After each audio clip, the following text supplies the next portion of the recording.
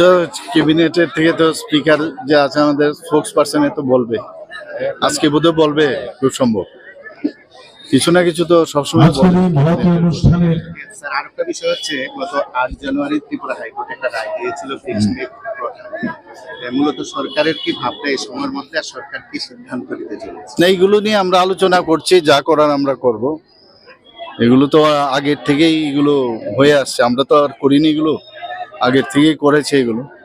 তো আমরা এই বসে আমরা সব মিনিস্টারদের সাথে কথা বলছি, অফিসারদের সাথে কথা বলছি আগামী দিন আমরা কি করব না করব।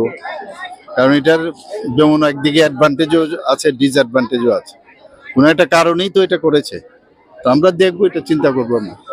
সরকার কি মানে এসএলপি করবে না? না, এটা এখনো ফাইনাল হয়নি, আমরা তো কথাবার্তা বলছি কি করা যায়।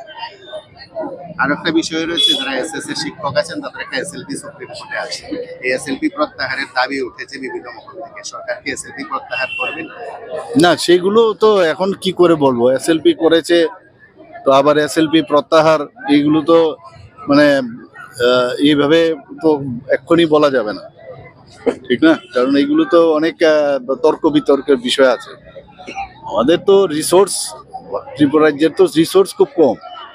কাজে এই জায়গায় দাঁড়িয়ে কিছু একটা বলে দিলাম আর পট করে দিলাম, আর আমিও কিছু সিদ্ধান্ত নিলাম, এ তো হয় না। সরকার তো আগে বাঁচতে হবে, এটা কিছু হলো, এ তো হয় না এইভাবে।